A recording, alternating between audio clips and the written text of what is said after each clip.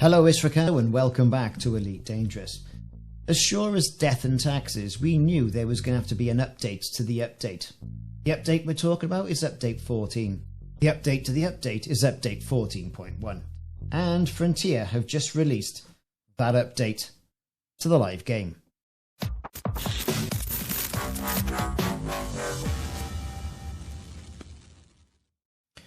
Yes, folks. Frontier Developments have released update 14.01 to Elite Dangerous. Good stuff. At 3 o'clock today UTC, the servers went down for an hour to deploy update 14.1 and they released the patch notes. Now there's been a few problems, a few things, a few little niggles the community have picked up and have been logging on the forums. Let's go through them. So, again, as sure as death and taxes, right? Stability has been a problem. There's been a couple of crashes in regards to when you're being interdicted by Thargoid vessels and also when trying to jump whilst in multi-crew. There's also a very irritating crash that was caused by opening the galaxy map when no commodity information was available. And again, looking at that nav panel when in the tutorial caused a crash. But if you look at the economy and outfitting section, they also mentioned the advanced AX missiles and multi-cannons are no longer missing from the rescue ships. And come on, we're in the middle of a war. It's a galaxy-wide crisis. These advanced AX missiles and multi-cannons, we need them. So this fix, update, patch, whatever you want to call it, 14.01 could not come quick enough. They fix ports not requiring docking permission when unaffected by the Thargoid invasion. Fix the signal loss effect when using the external camera at maximum range, and that was quite irritating, I have to say. So there's been some balancing going on as well, so they've looked at, the exobiology rank requirements have been adjusted to correctly account for their adjusted balance, because you get more money for going scanning plants and fauna and God knows whatever else, organics. Now, that really boring part of the game now seems to be really, really important.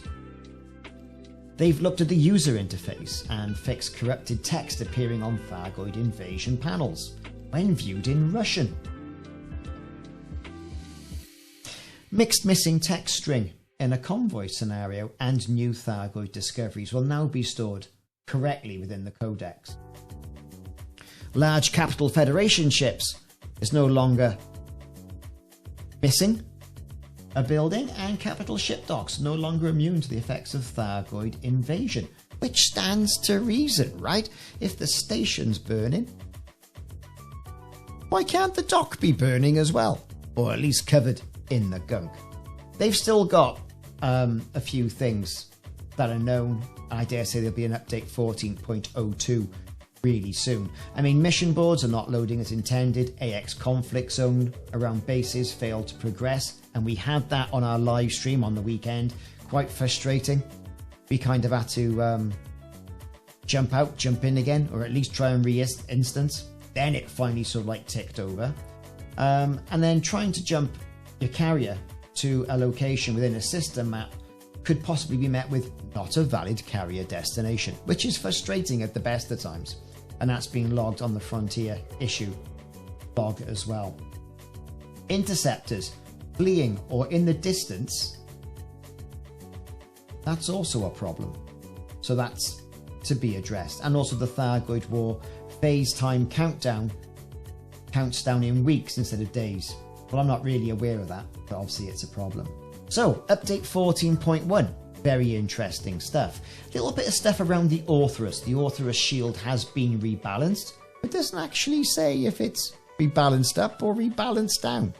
I know some people have been taking it out with like 5 advanced plasma cannons and a funky beam laser. So that's the shield on the Orthrus, and then the Orthrus payout has been rebalanced to 30 million credits. Just still a chunk of change, right? But, more credits is always more credits. So, all in all, quite a decent update. I've been Ricardo. Thanks very much for watching, and I'll see you soon.